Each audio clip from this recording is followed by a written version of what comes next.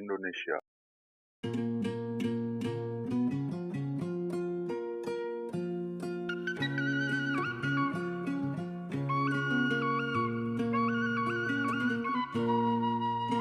Dengan ribuan jaringan sungainya yang tersebar luas pada setiap titik dan sudut wilayahnya, adalah rumah bagi keberagaman jenis ikan air tawar terbanyak di dunia. Terlebih lagi, Indonesia merupakan rumah bagi banyak sekali jenis ikan endemik yang hanya tersebar secara eksklusif di beberapa wilayahnya. Dengan keanekaragaman hayatinya, Indonesia memiliki mega potensi sebagai penyuplai stok ikan hias terbesar di dunia, dengan potensinya yang mampu menyaingi sektor ikan hias air tawar terbesar di dunia yang saat ini mungkin dipegang oleh Amerika dan juga Afrika. Bersama saya, Raksa Palastra, saya akan mengajak kamu berkenalan dengan salah satu ikan yang sangat unik, asli Indonesia yang hanya ditemukan di Pulau Jawa. Saya yakin beberapa dari kamu mungkin belum tahu kalau ikan ini adalah ikan lokal asli perairan kita, atau bahkan kamu mungkin belum pernah melihat ikan ini sebelumnya. Ya, tidak heran jika kamu mungkin belum pernah menjumpai ikan aneh satu ini, karena keberadaannya kian menipis dan mungkin beranjak menuju kepunahan berkat pelepasliaran ikan-ikan asing dan predator oleh berbagai elemen masyarakat yang menjadi ancaman langsung bagi ikan unik satu ini. Langsung saja, tanpa berlama-lama, mari kita langsung mencari ikan aneh yang membuat saya juga penasaran. Bersenjatakan jaring serok di tangan sang instrumen ilahi, apakah kita bisa mendapatkan sang misteri di parit kecil ini? Dengan ciri biasanya mereka berenang di permukaan air, di antara kelompok ikan cere atau impun. Bentuk tubuh mereka selayaknya versi mini dari ukuran predator yang sangat populer di kalangan penghobi ikan hias loh. Tapi ternyata mereka ini bukan sama sekali ikan predator loh. Justru mereka adalah pemangsa utama bagi nyamuk, kutu air, dan juga jentik, sama halnya dengan ikan cere. Namun, ikan ini lebih efektif untuk mengurangi populasi nyamuk beserta jentiknya dan kutu air daripada ikan cere. Wah, masih belum ketemu juga nih ikannya. Ya, nggak heran sih karena populasinya juga kian menipis, apalagi di wilayah perkotaan seperti ini. Nah, makanya kalau di daerah kamu masih terdapat ikan ini, kamu harus berbangga hati karena ikan ini menjadi salah satu indikator terjaganya ekosistem dan kualitas air di daerah kamu. Nah, itu dia. Tadi saya lihat satu tuh di situ. Emang agak sulit terlihat sih, lebih sulit dari ikan cere malah, karena tubuhnya itu akan jauh lebih transparan ketika kondisi sungainya habis meluap selepas hujan kemarin. Sekarang coba kalian bayangkan, tubuhnya seperti ikan predator terbesar di dunia, namun ini malah versi mininya dari si ikan predator itu. Dan juga salah satu ciri khas lainnya adalah mereka memiliki paruh, namun bagian atasnya hanya setengah. Nah loh, makin aneh kan? Karena ikan ini tipe ikan yang menyukai air yang berarus, biasanya semakin deras arusnya, maka semakin cepat pula gerakannya. Maka dari itu perlu teknik khusus untuk menangkapnya. Caranya adalah dengan membelakangi mereka, lalu secara perlahan membenamkan jaring ikan ke dalam air, lalu dekati ikan dengan santai, sampai akhirnya angkat ketika ikan dalam jarak tangkap jaring. Nah, dapat kan? Sekarang waktunya kita obati rasa penasaran kita.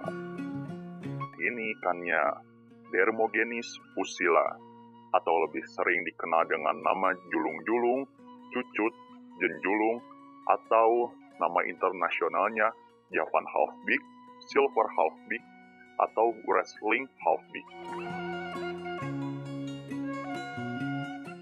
Dermogenis pusilla, salah satu dari sekian banyak keragaman hayati yang terancam musnah.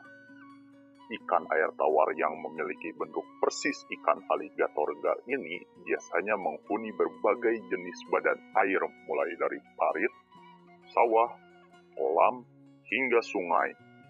Ukuran dewasanya hanya mencapai 8 cm untuk betina, sedangkan untuk jantan hanya mencapai 5 cm pada umumnya.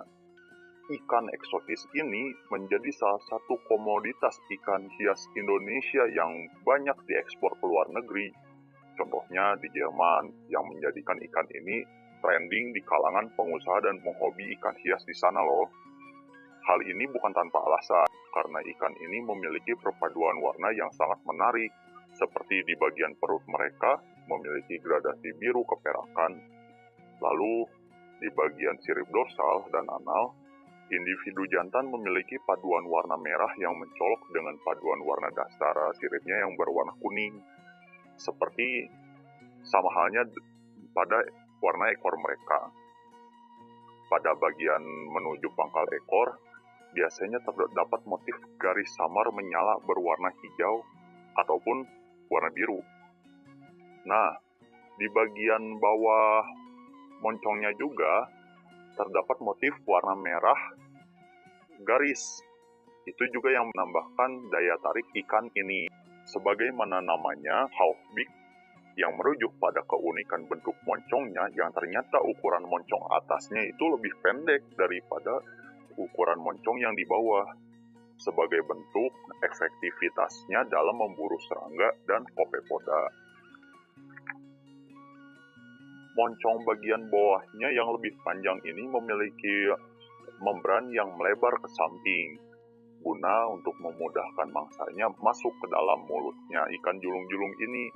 Moncong bawahnya ini memiliki konsep yang sama seperti paruh bagian bawah pada burung pelikan. Keluhan yang saya sering dengar dari ikan ini adalah sulitnya ikan ini dibawa hidup-hidup dan bertahan lama di akuarium. Ini terjadi biasanya karena satu faktor, yaitu salahnya penanganan saat pengambilan ikan. Jika kalian lihat nih ya, mereka ini nyaris tidak memiliki sisik yang membuatnya sangat mudah lecet karena bergesekan dengan jaring ikan maupun kulit tangan yang kasar. Cara untuk mencegahnya adalah dengan tidak menyentuhnya secara langsung. Saya biasanya membuat mereka melompat ke tangan saya atau bisa menggunakan sendok lalu dipindahkan ke wadah ember sebelum mereka kekeringan dan kehilangan lendirnya. Dan juga sangat tidak dianjurkan untuk memegang paruhnya karena bagian ini rawan sekali patah ya kawan-kawan. Nah, ini adalah salah satu contoh yang saya gunakan. Saya gunakan daun untuk menghindari kontak langsung saat proses pemindahan. Nah, kita juga harus hati-hati karena paruh mereka ini rawan tersangkut di lubang jaring. Itu yang harus diperhatikan. Meskipun ikan ini memijah tak kenal musim, namun musim hujan menjadi waktu yang pas jika kita ingin melihat anakan ikan ini di alam. Anakannya nyaris tidak terlihat karena berukuran selebar jarum jahit dan sulit dibedakan dengan cere karena ketika dalam fase anakan, ikan julung-julung ini belum memiliki paruh. Namun, paruhnya akan tumbuh secara berangsur-angsur seiring bertambahnya usia mereka. Nah, bisa dilihat di sini nih, mereka lebih menyukai air yang bersih ketimbang yang keruh seperti ini, dan juga memilih arus yang sedang hingga pelan saat masih dalam fase anakan. Makanya mereka berenang-renang di tepian parit seperti ini.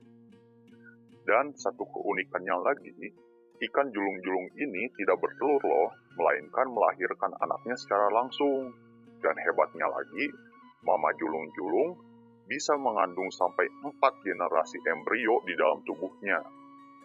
Satu hal yang hanya bisa kita jumpai pada ikan julung-julung.